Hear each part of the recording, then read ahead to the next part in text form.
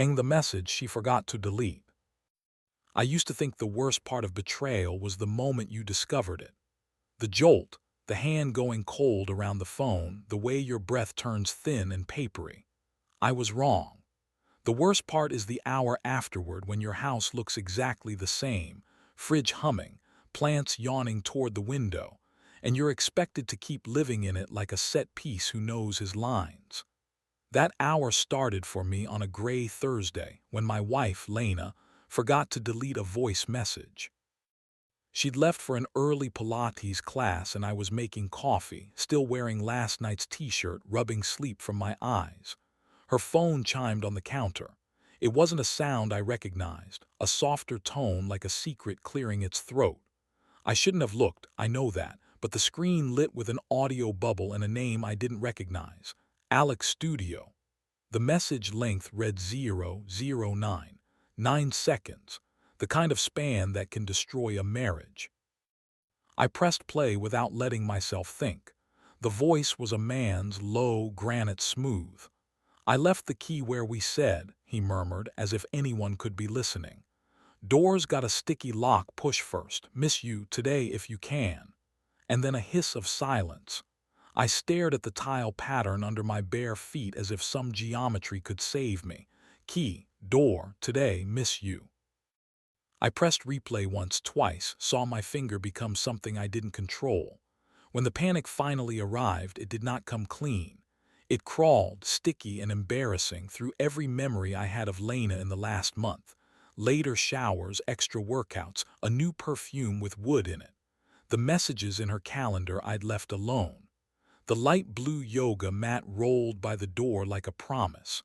I heard a car outside and flinched. It was only a neighbor. I put the phone down face down and realized my coffee had gone cold. When Lena came back, she was glowing from the cool morning air. She had a way of smiling without fully showing her teeth that felt like a code between us. She kissed my cheek, squeezed my shoulder, and complained about the room being too full of freelancers. I made a noise that could have passed for a laugh. The message throbbed in me like a pulled muscle. I asked about her day. I asked what time she was teaching. I didn't ask about Alec. I needed my mind to build a scaffold first, something that could hold the weight of whatever came next. If you had asked me a week before to describe our marriage, I would have used words like honest, sturdy, ours. I would have told you how we met at a gallery where I was installing lights and she was curating a show about city shadows. That first night, we talked until the staff chased us out and then kept talking on the sidewalk under a blinking crosswalk sign. We married with thrift store rings we upgraded later. We built a life brick by brick. Rent, a car, a shared calendar, a dog we mourned, vacations snapped on phones, friends who saw us as a unit. After Lena left for her studio, I stayed home and invented reasons. The voice could be a client. Maybe miss you was a joke. The key could be for equipment storage. Today, if you can, could mean paying a bill. But 9 seconds shrink the world down to a blade's width, and on that edge, the wrong meanings balance effortlessly. I texted my friend Theo, who is good at the type of cruelty that passes for truth. He called me instantly. "Do not go crazy yet," he said after I recited the message.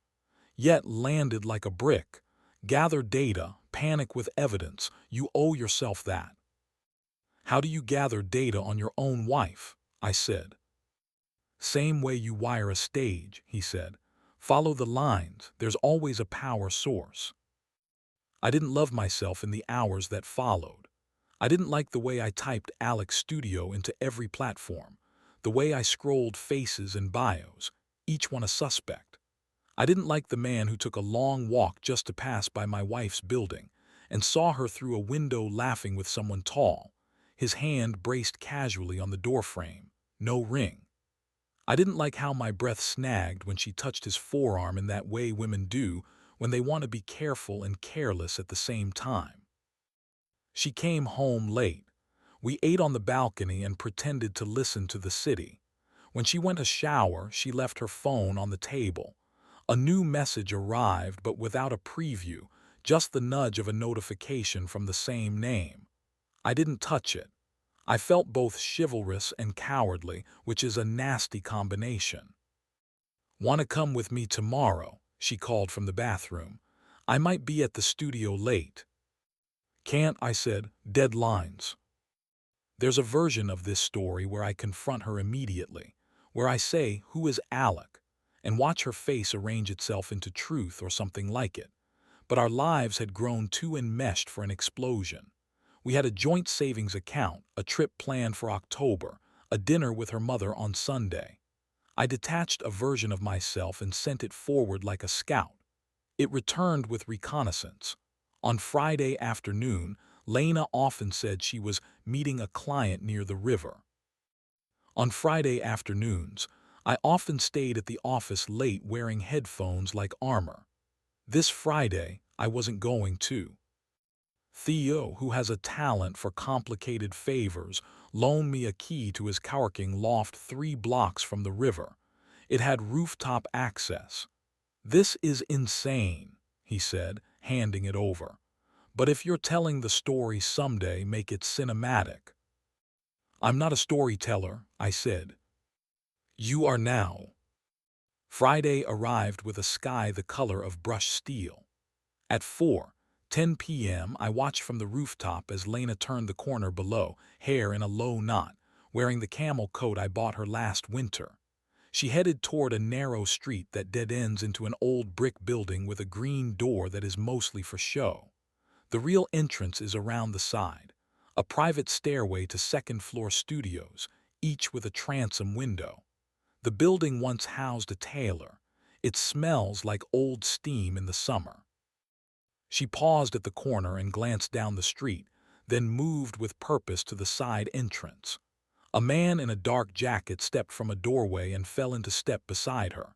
Even from above, I could feel the softness of their momentum, the way people move who have rehearsed it. He reached inside the planter by the door and fished out a key. The transom above the stairway rattled when they went in. Sticky lock, I found myself thinking, hating my memory for its precision. I told myself I would not go any farther, but telling myself things had not been working very well. I went down the stairs and crossed the street, ducking into the alley that faces the rear of the building. The transom windows ran along the back like a blinking thought. I stopped beneath one and listened. At first, I heard only the building's old grievances, pipes clicking, wood sighing.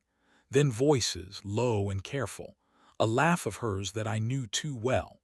The whisper of fabric. I didn't see anything. The windows were stacked too high and frosted. But sound is a cruel painter.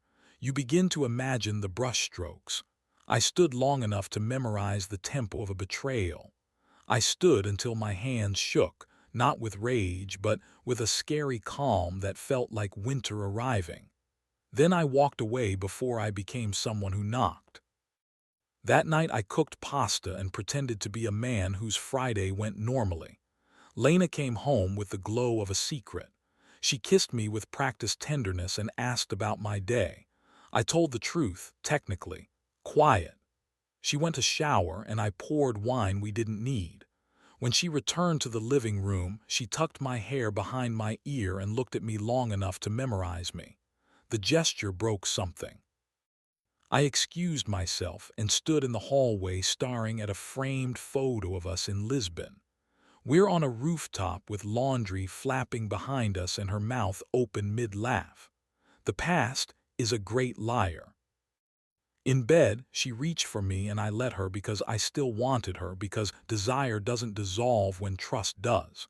It concentrates. We moved carefully, as if around candles, and she turned her face into my neck and made a sound that could have been guilt or pleasure. I tried not to assign it meaning. The edge between love and performance is a place I never meant to live. We fell asleep sweating. Saturday morning, I made pancakes as if carbohydrates could anchor a home. Lena moved around me in a choreography we had perfected, brushed my hip with a familiarity that hurt as much as anything I'd heard. "Mom's tomorrow," she reminded me, and then almost casually, I might go to the studio later. There's a piece due Monday. I nodded, and she studied my face for an extra beat, as if a shadow had crossed it and she had seen. "You okay?" she said. "Tired," I said. "We stayed up late." Her smile flickered. "We did." There are varieties of confrontation. There's the kind you launch like a missile and the kind you set like a stage. I chose the latter. By late afternoon, I had written a note and folded it into my pocket. I told Lena I'd meet her at that building near the river for dinner afterward, the sushi place she liked. 5, I said. Outside the green door. She hesitated a breath and then said perfect, like a lie that had trained itself to sound true. She left wearing the same camel coat and a scarf. When the door closed, I let myself feel the weight of the note, its small authority. The rooftop of Theo's place had the clear view, but that day I needed to see from ground level. I arrived at 10 to 5 and leaned against the brick a few storefronts down. The air tasted like rain and metal. At 4:57, the door to the stairway opened and Alex stepped out first. In daylight, he looked like an actor who specialized in dependable roles. Late 30s, expensive stubble, the sort of jaw that gets cast as a choice. He reached into the planter, replaced the key, and smoothed the soil with a practiced thumb. Lena followed him by 2 steps, tucking hair behind her ear, eyes fastened to some neutral point across the street. They said a quick goodbye that belonged to people who had already said too much. He turned away without looking back. She stood for a moment, lifted her phone, and then saw me. I had rehearsed a question. What came out was a temperature drop. "We should talk," I said. Her pupils widened like a lens.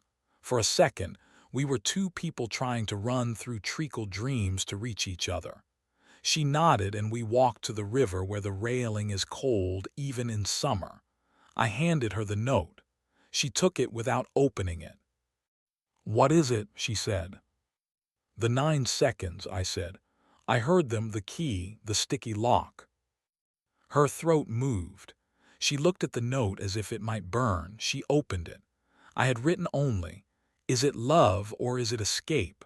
She read it twice and then folded the paper small, the way you fold old maps when you realize you're lost.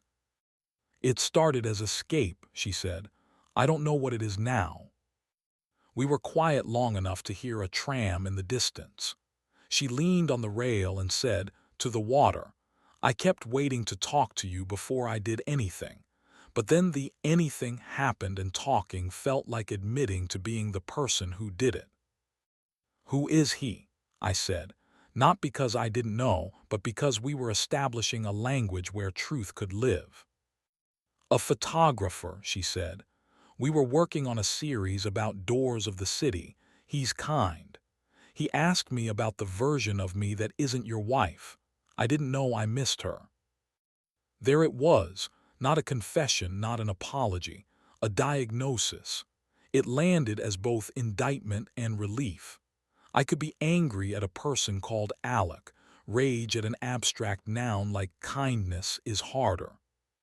"You could have asked me about that version," I said. "I did," she whispered, and then I stopped. We looked at each other until the world blurred. I remember a child's laugh from a passing scooter, the way her scarf flickered in the wind like a flag trying not to be one. "What do you want?" I asked, voice sanded down to its grain. "I want us," she said. "I don't know if I can get back there by walking backward." "And if we do," I said. "Then we write a better ending than people usually do," she said, and managed a smile that cracked me. "We don't burn down the city we built." We sat on a bench and did the thing people avoid. We looked at the map and named where we had made wrong turns. We admitted to our small selfishnesses and our large ones. We agreed to a moratorium on lies that lasted exactly as long as it could, right up to the moment when she needed to tell me it wasn't only about him, and I needed to tell her that knowing hurt less than waiting. We agreed, for now, to sleep apart, to speak with a therapist who would instruct us in remarriage or uncoupling, to buy our own toothbrushes. That night, I slept at Theo's loft and watched headlights write and erase lines on the ceiling. Around 3, I took my phone and typed a message I never sent. I miss the version of you who reached for my hand in crowds. I deleted it not because it wasn't true, but because it was too true and too late. Instead, I walked to the window and looked out at the green door from 3 blocks away, a small square of color that had been a stage and could be anything now. A normal door, an old door, a door we would never open again. In the days that followed, I learned that grief can be tender. Lena and I made each other tea. We sent practical texts about the dog we no longer had, as if he were an easier topic. She moved to the guest room and I discovered that a house has more silence than you imagine. I went back to the building once, for reasons I could not defend, and the planter had been changed. The key was gone. Maybe the landlord had noticed.